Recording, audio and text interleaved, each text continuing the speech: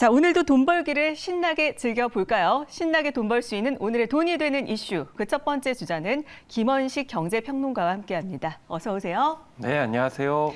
네, 지난해에만 30조 원 넘는 적자를 냈던 한전이 이번 주에 1분기 실적을 발표를 합니다.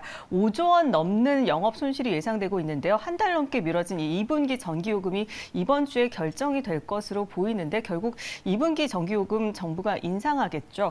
이 한국전력의 1분기 영업 손실을 어떻게 보시는지 좀 전망을 좀 해볼까요? 네, 그래서 최근에 2개월 이내 보고서를 좀 종합을 해보니까 실적 전반치 결과 한전의 1분기 영업 손실액이 한 5조 4천억 원 정도 될 것이다 이렇게 전망이 되고 있습니다. 네. 사실 2020년과 2021년, 2022년에도 각각 5조 8천억 원과 그리고 2022년 무려 32조 6천억 원의 적자를 낸 바가 네. 있거든요. 네. 그래서 올해 1분기 전기요금이 킬로와트 시당 13.1원 정도 인상되면서 작년 4분기에 비해서 절반 가까이 축소될 것으로 이제 예상은 됩니다만은 여전히 5조 원대에 이르는 영업 손실을 이제 예측을 하고 있는 그런 상황이 되겠습니다. 네, 이렇게 한전의 영업 손실이 큰 이유가 뭡니까? 아무래도 비싼 원자재, 그러니까 이제 유류를 포함을 해가지고 구매가가 높고 또 저렴하게 팔기 때문입니다. 그래서 작년 한전의 킬로와트 시당 전기 구입 단가는 155원에서 6원 정도 됐는데요. 판매 단가는 이거보다 더 저렴한 30원이 저렴한 120원 정도가 됐거든요. 당연히 그렇기 때문에 이제 적자가 늘어날 수밖에 없는 그런 상황이고요. 네. 그래서 원가와 판매 가격 역전 현상은 올해 1분기에도 계속됐습니다. 그래서 지난 2월 같은 경우 전기 구입 단가와 판매 단가는 킬로와트 시당 165원과 149원이었기 때문에 여기에서 이제 손실액이 이제 발생했다라고 볼 수가 있겠습니다. 그런데 2분기 전기 요금 인상 여부를 지금 현재 계속 미뤄둔 그런 상황이었고, 그렇죠. 이번에 이제 어떻게 할 것인가 사실 더 이상 미루기는 어렵다 이렇게 판단을 하고 있는 그런 상황입니다. 네, 적자가 쌓이는 것은 이 원가보다 여전히 싸기 때문이라는 말씀을 해주셨는데 네. 그렇다면은 2분기 전기요금 인상될 수밖에 없을 것 같은데 인상 폭이 어느 정도나 될까요? 그래서 현재 정부와 여당 같은 경우는 2분기 전기 요금을 킬로와트 시당 7원가량 정도 올리는 방안을 지금 이야기를 하고 있습니다. 네. 그래서 전문가들은 킬로와트 시당 7원 오르면은 한전에 그런 이제 영향을 좀 긍정적으로 주지 않겠는가 이렇게 생각하는데요. 그래서 과연, 2조 원 네. 가량의 영업 손실을 줄일 수 있을 것이다 이렇게 얘기를 하고 있습니다. 적자를 메우는데 도움이 좀 될까요? 그 정도가? 그래서 2조 원가의 영업 손실이 사실은 뭐 과도한 부채 축소 경영을 정상화하는 때는 좀 힘겨울 것이다라는 전망들이 나오고 있습니다. 특히 네. 부채가 작년 말 기준으로 한 47조 원 정도 늘어난 상황이거든요. 네. 그리고 부채 비율도 459%, 460% 이렇게 되고 있는 상황입니다. 그래서 앞서 정부는 2026년까지 누적 적자 해소를 위해서 올해 전기요금을 킬로와트 시당 51원 정도 올려야 된다라는 입장을 얘기를 했어요. 그러면은 13원 정도 1분기에 오른 것을 빼고도 올해 안에는 38원 정도, 39원 정도를 더 올려야 되는데 2분기 전기 요금이 지금 한 달 이상 미뤄진 상황에서 3, 4분기에 다시 올린다라는 건 쉽지가 않다는 거죠. 또 내년 총선을 앞두고 있기 때문에 이 총선을 앞둔 상황 속에서 이번에 전기 요금 인상이 마지막이 되지 않겠는가. 왜냐하면 3, 4분기에 올리게 되면 이게 총선에 영향을 미칠 수 있기 때문에 네. 정부와 여당의 이제 악재가 될 수 있어서 결국에는 마지막이 될 수 있다는 이제 전망이 우세하지만은 그래도 이 하반기 한전의 재무 상황과 국제 유가 흐름 등을 또 이제 살펴보면서 결정하겠다라는 전망이 아마 우세할 것으로 보입니다. 네, 사실 이 적자를 메우기에는 턱없이 부족한 수준이 아니냐. 그래서 정치 논리에 이 전기요금이 끌려다닌다. 이런 비판도 나오고 있는데 어떻게 될지 좀 지켜보도록 해야겠습니다. 네. 자, 그리고 이 한국투자증권은 내년부터 이 주택담보대출 금리가 하락을 하면서 미분양 주택수가 감소할 것으로 전망을 했는데요. 주택담보금리 하락의 전망, 이 배경이 뭘까요? 네, 자료를 보면 2023년, 그러니까 이 올해 3월에 4.40까지 지금 내려갔기 때문입니다. 얼마 전까지만 해도 뭐 4.82까지 올라갔었는데요. 그래서 작년 10월 이후에 5개월 연속 하락하고 있는 그런 상황입니다. 그래서 이 4% 초중반대에 머물고 있는데 일부에서는 지금 3%대까지 이렇게 하락을 하고 있는 그런 상황이 벌어지고 있죠. 그래서 앞으로 이제 3%, 2%대까지 가지 않겠는가? 뭐 이런 전망까지 조심스럽게 나오고 있는데 그래서 한때 6%까지 치솟았던 점을 생각을 해보면은 네. 결과적으로는 고무적이다라는 전망들이 나오고 있는 것이죠. 네, 그렇군요. 이 대출금리 하락이 미분양 주택 줄어드는데 영향을 좀 끼칠까요? 네, 그래서 과거 추이를 좀 살펴보면요. 주택담보대출 금리가 등락을 하기 시작한 1년에서 1.5년 정도 뒤에 기준금리가 동일한 방향으로 등락을 했고 또 기준금리 등락이 시작된 전부터 미분양 주택수 증감이 나타났다는 것이죠. 그래서 현 시점에서 적용하면 미분양 주택수는 2024년에 감소세로 접어들 것이다 이렇게 전망이 되고 있는 배경이라고 보시면 되겠습니다. 이 미분양 주택 감소는 분양 경기 개선으로 또 이어진다는 점 여러분도 잘 알고 계시죠? 네. 그래서 올해 전국에 분양될 주택은 20만 세대인데 전년 대비와 비교했을 때 46%가 빠진 상황입니다. 이 시행사와 건설사들이 사업성을 확보한 경우 현장 위주로만 공급을 하고 미분양 주택의 마케팅에 더 주력할 것으로 이렇게 예측이 되고 있는 그런 상황입니다. 그래서 주택담보대출금리가 하락하는 그런 상황 속에서 2024년부터 호전으로 될 것 같고요. 주택 도급 사업을 영위하는 건설사에 대한 시작에 밸류에이션 디스카운트가 좀 멈추지 않겠는가 이렇게 전망이 되고 있어서 건설 업종에 대한 추천이 조심스럽게 이제 나오고 있는 배경인데 2024년이라는 시점을 좀 생각하시면 좋겠습니다. 네, 좋습니다.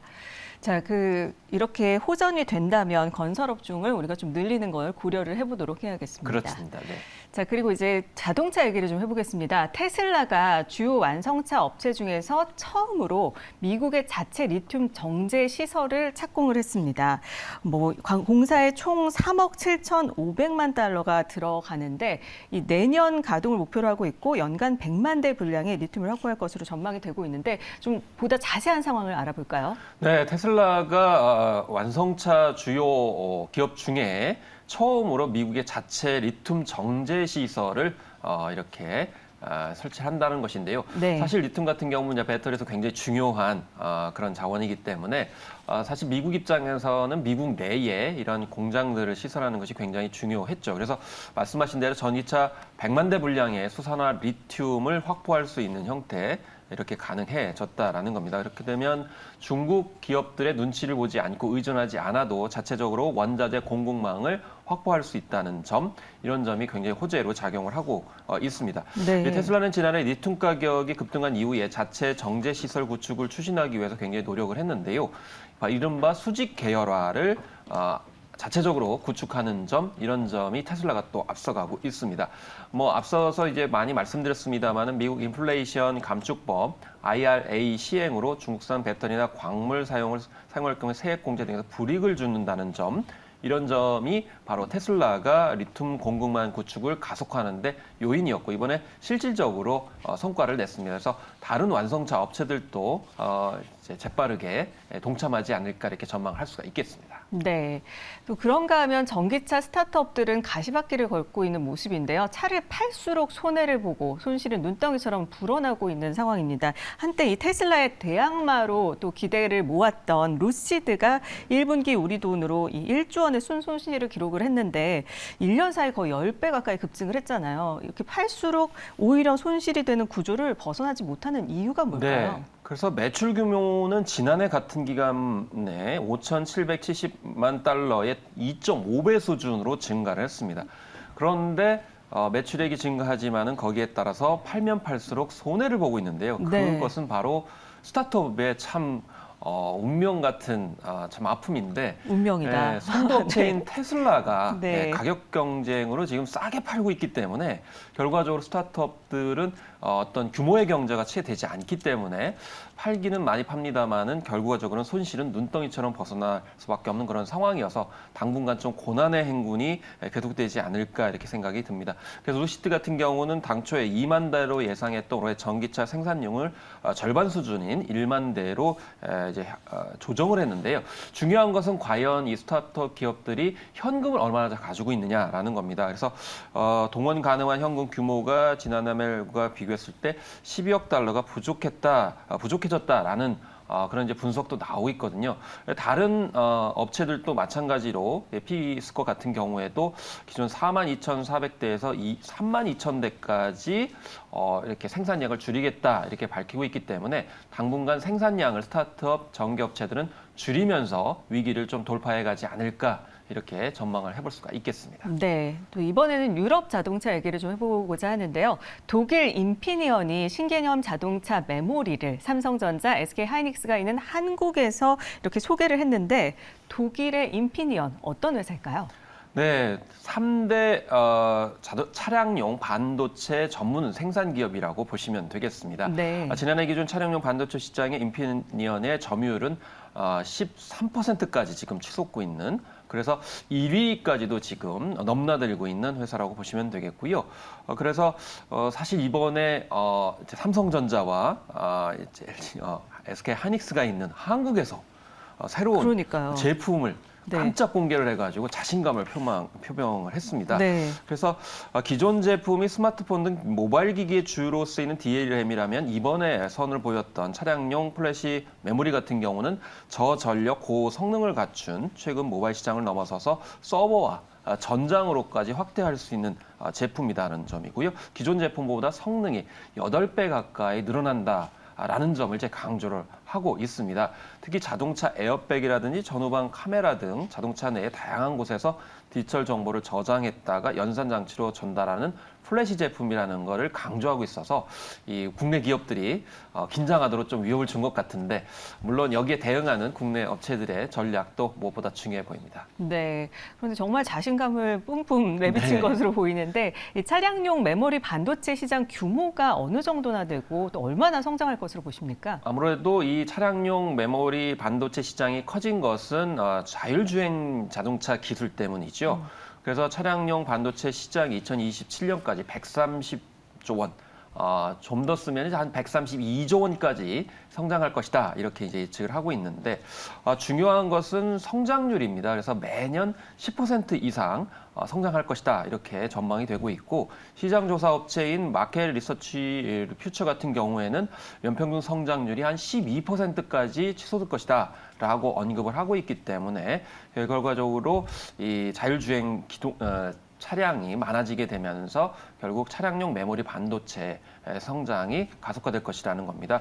실제로 일반 자동차에는 평균 200~300개가량의 반도체가 들어간다고 하면 전기차에는 1000개, 자율주행차에는 2000개 이상의 차량용 반도체가 필요하기 때문에 당연히 자율주행차가 늘어날수록 이 차량용 메모리 반도체의 증가가 일어날 수밖에 없습니다. 네, 이 기존 메모리 강자와 치열한 경쟁을 벌일 것으로 예상이 되는데 이 2025년 차량용 메모리 시장 1위를 목표로 하고 있는 삼성전자. 이 삼성전자가 차량용 반도체에 대한 전략을 어떻게 짤까요? 이 삼성전자 측은 지난해 10월에 삼성전자 차량용 메모리 반도체가 매출이 7년 연속 신기록을 달성했다라는 점을 강조를 하고 있습니다. 네. 그러면서 언급하셨듯이 2025년에 차량용 메모리 시장 1위를 하겠다 이렇게 밝히고 있는데요. 아무래도 이것은 삼성이 차량용 반도체의 경쟁력 확보를 위해서 전장 사업에서 영역 확대를 더 확장하겠다라는 그런 전략을 읽어낼 수가 이제 있는 것이거든요. 그래서 자동차 전체에 어떻게 연계시키는 전략들 이런 것을 생각할 수 있다라고 볼 수가 있겠습니다. 최근에는 미국 AI 반도체 기업인 암바렐라의 자율주행 차량용 반도체의 첨단 5나노 위택 상산에 돌입하기도 이제 한 그런 상황이고요. 최근에 전력 반도체 태스크포스 팀을 만들어가지고 이제 차량용으로 적합한 실리콘 카바이드 같은 화합물 기반 전력 반도체 구현 가능성을 분석하고 있는 것을 이제 알 수가 있어서 좀 더 기술을 이제 근본적으로 앞서가는 형태로 이제 준비하고 있다라는 분석도 가능하겠습니다. 네, 반도체 하나를 또 챙겨보면 HBM이 일반 D램보다 성능이 좋은 만큼 가격이 비싸서 차세대 반도체로 분류가 되고 있는데 이 HBM이 정확히 어떤 메모리 반도체일까요? 일단 혁신적으로 성능을 끌어올린 D램이죠. 그래서 여러 개의 D램을 수직적으로 연결을 해서 기존 D램보다도 데이터 처리 능력이 굉장히 개선됐습니다.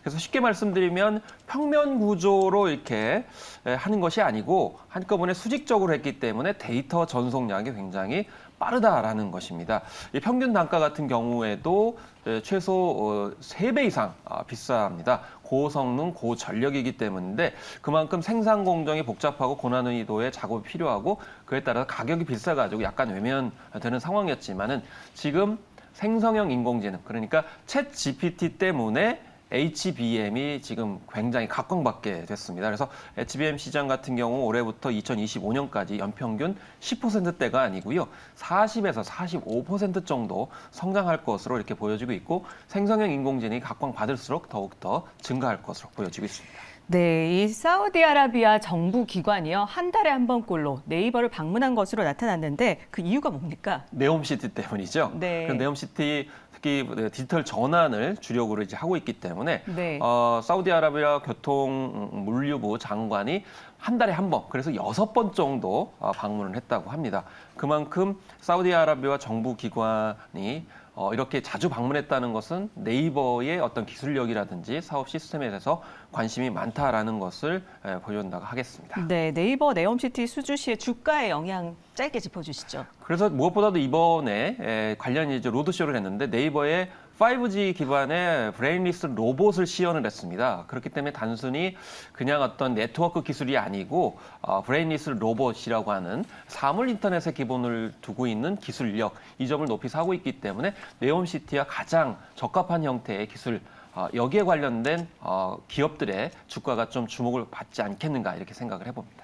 네, 지금까지 돈이 되는 이슈 김원식 경제평론가와 함께 자세히 살펴봤습니다. 오늘 말씀 고맙습니다. 네, 감사합니다.